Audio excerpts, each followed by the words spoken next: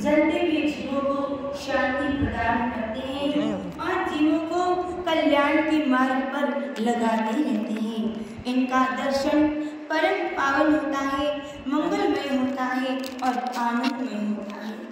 परंतु ऐसे महापुरुष इस संसार में बहुत दुर्लभ है, बहुत कम मिलते हैं।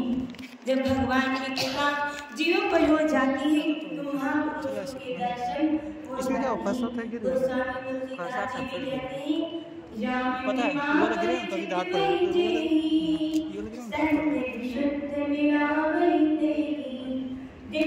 दांत सद्गुरु मिल जाते हैं और जब सद्गुरु की कृपा हो जाती है तो राम के दर्शन मिल जाते हैं। जिस प्रकार से पूर्णमासी के चंद्रमा के दर्शन से बहुत दुर्लभ होता है पूर्णमासी का चंद्रमा, उसके दर्शन पूर्णमासी के दिन पूर्ण होते हैं। उसी प्रकार से हम अपने वास्तविक स्वरूप का ज्ञान कब करेंगे? जब हमें पूर्ण सद्गुरु की प्राप्ति हो जाती है। जिस साधन मार्ग को हम बहुत परिश्रम के द्वारा भी प्राप्त नहीं कर सकते, उस साधन मार्ग को गुरु की कृपा से हम एक जन्म में ही प्राप्त कर सकते हैं। कहते हैं गुरुदेव जब विवेक के चक्षु शिष्य को प्रदान करते हैं तो शिष्य के विवेक की आंखें खुल जाती है, उसे अपने स्वरूप का बोध हो जाता है। इसलिए कहते हैं कलियुग काली बादली झड़ झड़ पड़े अंगार, अंत न होते जगत में तो जन्मता संसार। संतों की संग के बिना हमें अपने स्वरूप का बोध नहीं होता है, चाहे कितना भी दुराचारी व्यक्ति क्यों न हो। अगर संगति अच्छी मिल जाती है तो उसका कल्याण हो जाता है, लेकिन अगर दुर्जनों का संग प्राप्त हो जाता है तो जीवन का कल्याण कभी भी नहीं हो सकता है। संतों की संगति से तो बड़े बड़े डाकुओं का जीवन भी सफल हो गया था, उनके जीवन की बुराइयां भी दूर हो गई थी। तो क्या हमारे जीवन की बुराइयां दूर नहीं होगी? अवश्य दूर होगी। हम अगर प्रयत्न करेंगे कब, जब गुरु ने जो ज्ञान दिया है उस ज्ञान को अपने जीवन में उतारने का प्रयत्न करेंगे तो हमारा कल्याण अवश्य हो सकता है।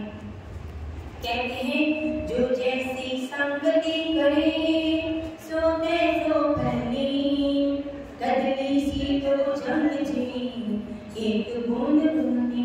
जिस प्रकार की स्वाति नक्षत्र की बूंदें जब केले के ऊपर पड़ती है तो कबूल बन जाती है, सीपे के ऊपर पड़ती है तो मोती बन जाती है और सर के मुख में पड़ती है तो विष बन जाती है, जो सबके प्राणों का आघात कर देती है। इसी प्रकार से मनुष्य जब सज्जन का संग करता है तो उसका जीवन सुंदर बन जाता है, जब दुर्जन का संग करता है तो उसका जीवन भी नष्ट हो जाता है। इसलिए कहते हैं ना, संग कैसा करना चाहिए? बढ़िया करना चाहिए। जिस प्रकार से चंदन की संगति से जंगल के वृक्ष चंदन रूप हो जाते हैं, गंगा के संग से गंगे नाले का जल गंगा रूप हो जाता है, उसी प्रकार से संतों की संग से जीवों का जीवन कैसा बन जाता है? संत की तरह बन जाता है। और गुरुदेव क्या करते हैं? अपनी समाज बना लेते हैं। पारस में और संत में बड़ो अंत हो जान, वह लोहा कंचन करे गुरु करे आप समान। गुरुदेव तो अपनी समान कर लेते हैं। कहते हैं राम और रावण में कोई ज्यादा अंतर नहीं था। राम जी बहुत ज्ञानी थे, विद्वान थे, वेदों के ज्ञाता थे, पर रावण भी कम नहीं था, प्रचंड विद्वान था। राम जी के पास अयोध्या का राज्य था तो लेकिन वो सोने का नहीं था। रावण के पास तो पूरी लंका ही सोने की थी, पर राम जी के पास एक चीज अधिक थी, वह थी गुरु की भक्ति। रावण के जीवन में कोई गुरु नहीं था, जिसके कारण उसने भगवान की भक्ति भी की, जप भी किया, लेकिन वो भक्ति वो जप क्या हो गया? उसके कल्याण का कारण नहीं बना। वो उसकी जो भक्ति थी, जो उसने नाम स्मरण किया था, वो उसके अहंकार को बढ़ा दिया। इसलिए कहते हैं ना कि उसका जीवन नष्ट हो गया था। सद्गुरु कैसे होते हैं? सद्गुरु वो है जो जीवों का उद्धार कर देते हैं। सद्गुरु तो साक्षात पर ब्रह्म होते हैं। सद्गुरु वो है जो ब्रह्म का ज्ञान करा करके जीवन की नैया को इस संसार सागर से पार कर देते हैं। ईश्वर और शास्त्र क्या करते हैं? हम कितने ईश्वर के दर्शन क्यों ना कर ले, कितने शास्त्रों का अध्ययन क्यों ना कर ले, हमारे जड़ चेतन की गांठ कभी भी नहीं खुल सकती। लेकिन गुरुदेव एक ऐसे हैं जो हमारे जड़ चेतन की ग्रंथि को खोल देते हैं। इसलिए सद्गुरु का संग अगर हमें प्राप्त हो गया है तो हम बड़े ही भाग्यशाली हैं। अशोक माला में कहा है, तोड़न हार बने लोकन की बेड़ी को खोले सद्गुरु के ताला इस अज्ञान का। इस अज्ञान रूपी ताले को खोलने वाले कौन है? केवल सद्गुरु है। जिस भक्त के अंदर सेवा की भावना रहती है उसकी सारी ग्रंथियां अपने आप खुलने लगती हैं। क्यों? क्योंकि इस पर गुरु की कृपा बरसने लगती है। एक बार की बात ही शंकराचार्य के 4 शिष्य हुए ही, जिनमें एक शिष्य का नाम था गिरी, जो आगे चलकर त्रोटकाचार्य के नाम से प्रसिद्ध हुआ था। गिरी की बुद्धि मोटी थी, बहुत सेवा किया करता था। एक दिन क्या हुआ, गिरी अपने गुरु के वस्त्रों को धोने के लिए नदी पर गया हुआ था। गुरुदेव पाठ पढ़ाने के लिए बैठे, लेकिन पढ़ाना शुरू नहीं किया। शिष्यों ने कहा, गुरुदेव आप क्यों नहीं पढ़ाना शुरू करते? गुरुदेव ने कहा, गिरी आ जाएगा ना तब पढ़ाऊंगा। सारे शिष्य मजाक उड़ाने लगे। कहा, गुरुदेव उसे भी कोई विद्या समझ में आती नहीं, उसका इंतजार करने से क्या लाभ होगा? उधर वो शिष्य गिरी गुरु के वस्त्रों को धो रहा था। गुरु के वस्त्रों में एक दाग लगा हुआ था, वो साफ ही नहीं हो रहा था। अंत में उसने क्या किया, अपने दांतों के द्वारा उस दाग को छुड़ाने का प्रयत्न किया और वापस लौटकर जब गुरु के पास आया, गुरु तो अंतर्यामी थे, सभी शिष्यों के भाव को जान चुके थे। उन शिष्यों को मजा चखाना था, उनको ये बतलाना था कि गुरु की सेवा में कितनी शक्ति होती है। गुरु ने जब गिरी उनके चरणों में प्रणाम करने लगा, गुरु ने उसे आदेश दिया, गिरी ये सुनाओ। गिरी को आदेश दिया कुछ सुनाने के लिए। गुरु की कृपा से गुरु ने उसके मस्तक पर जब हाथ रखा, सारा ज्ञान मानो उसके हृदय में अंकित हो गया था।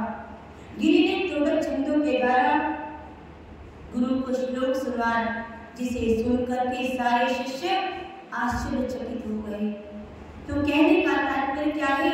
गुरु की सेवा में वो शक्ति होती है जो से सब कुछ प्राप्त शिष्य कर सकता है। अगर शिष्य अपने तन मन धन के द्वारा पूर्ण रूप में समर्पित होकर के सेवा करता है तो उसे साधनों की कोई आवश्यकता नहीं होती। बैठ करके भजन करे या ना करे कोई फर्क नहीं पड़ता।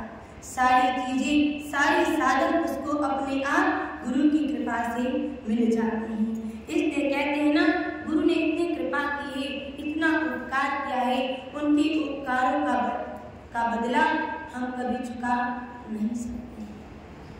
इसलिए कहते हैं ना, जितनी सेवा कर सकेंगे कर लेनी चाहिए, क्योंकि सेवा क्या है? अपनी पूंजी है, अपनी कमाई है, जितनी कमा सके कमा लेनी चाहिए और ये खजाना कोई दे नहीं सकता। इसलिए इस खजाने को हम जितना भर सकेंगे भर लेना चाहिए। अब आप कहोगे तो शरीर की सेवा तो हमें गुरु की मिलती नहीं, तो गुरु ने क्या कहा है? केवल मेरे शरीर की सेवा मेरी सेवा नहीं, गुरु ने कहा कि दरबार की सेवा भी मेरे शरीर की सेवा ही समझना। इसलिए जो शिष्य सेवा को महत्व देते हैं उसका अंतःकरण धीरे धीरे एक दिन शुद्ध हो जाता है। जब शुद्ध अंतःकरण हो जाता है तो उसके अंदर कौन विराजमान होती है? परमात्मा का निवास हो जाता है। इसलिए कहते हैं ना, भानु बिन सचितार बन तारक के नाराज, बिन सतगुरु त्यो वेद गना करे न ज्ञान प्रभा। इसलिए कहते हैं ना, हजारों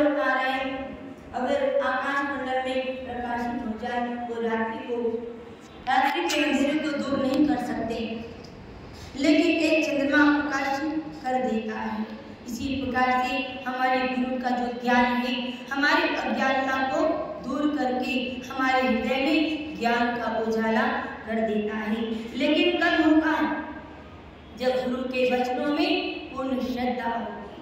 भगवान श्री कृष्ण ने गीता में क्या कहा? श्रद्धावान लभते ज्ञानम तत्पर संगतेन्द्रिया ज्ञानम लब्ध्वा परां शांति मचिरेणाधिगच्छति। अर्जुन, वो तत्व ज्ञान किसको होता है? जिसके हृदय में श्रद्धा होती है। तत्व ज्ञान कैसा है? तत्व का ज्ञान शीरने के दूध की तरह होता है।